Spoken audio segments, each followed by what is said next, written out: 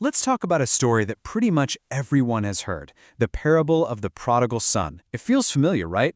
But what if the way we usually hear it kind of misses the main point? What if this story is actually a deep, profound challenge about who we're meant to become? Let's dive in. So you've got the father, and you've got his two sons. The story immediately makes you ask yourself a really personal question. Who's the role model here? Is it the younger son who messes up and comes back? The older son who never left? Or is it someone else entirely? Answering that question is the key to the whole thing. All right, here's how we're going to break this down. First, we'll look at the deeper question this story is asking. Then, we're going to get into the flaws of both sons, the one you see right away and the one that's kind of hidden. After that, we'll focus on the real hero of this story. And we'll wrap up with the powerful choice that this parable puts right in front of us. So what's really going on here? This isn't just some ancient family drama. No, it's a direct picture of the kind of person God is trying to shape us into. The setup is super simple, right? A father and two sons. That's it. It's a powerful metaphor for God's relationship with all of us. And to really get what it's saying, we have to be willing to see ourselves somewhere in this picture. Okay, let's start with a character whose mistakes are just out there for everyone to see, the younger son. But his real problem, you'll see, is so much deeper than just bad choices. The thing that's really eating him up inside is self-condemnation. After he hits rock bottom, he walks home practicing this whole speech about how he's not worthy to be called a son anymore. He's got his father all wrong. He thinks he has to earn his way back into his father's love, instead of realizing it's just there. And wow, doesn't that sound familiar? We do this all the time. We get so tangled up in our past mistakes that we convince ourselves we're not worthy anymore.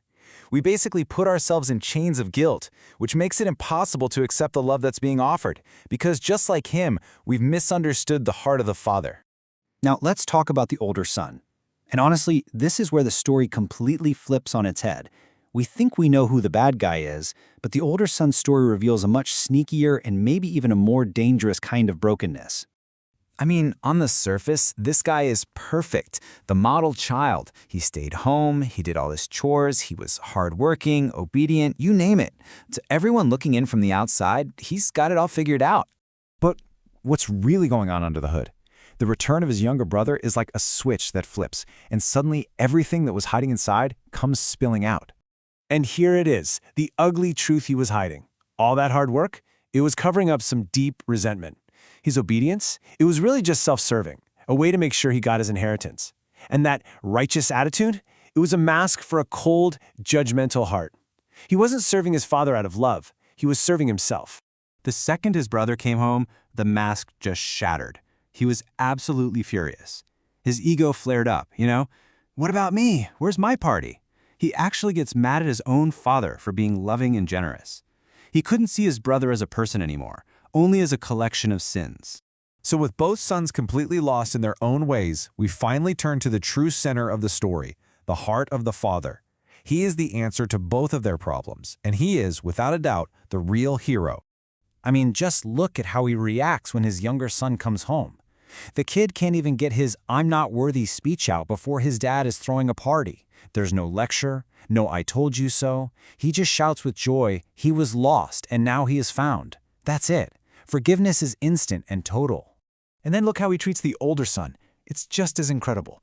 The son is angry, he's accusatory, but the father doesn't get defensive. He just gently reminds him, "My son, you are always with me and everything I have is yours." He tells him who he is, even when the son is filled with bitterness. So get this is so important. The father never, not once, says a single word of blame to either son. His only desire is to have his kids with him, in his house. And the only tools he uses are unconditional love and radical forgiveness. He is the one we're meant to be looking at. So what do we do with all this? Where does that leave you and me? The story just kind of stops, forcing us to realize we have to choose a path for ourselves, one that moves beyond the broken mindsets of both sons.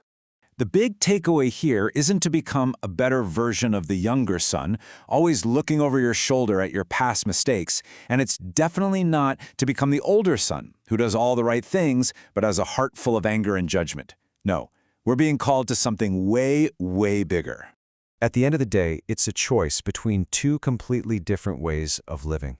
There's the way of the sons, a life built on guilt, shame, anger, and judgment. Or there's the Father's way, a life of forgiveness, unconditional love, generosity, and celebration. So our calling, the path forward, really breaks down into a few key moves. First, we have to refuse to live in the guilt of the younger son. Second, we have to let go of the judgmental anger of the older son.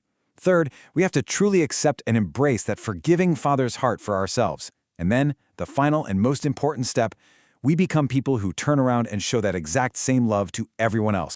The parable ends with the older son standing outside the party, stuck. He has a choice to make, and it leaves us standing right there with him, facing the same choice.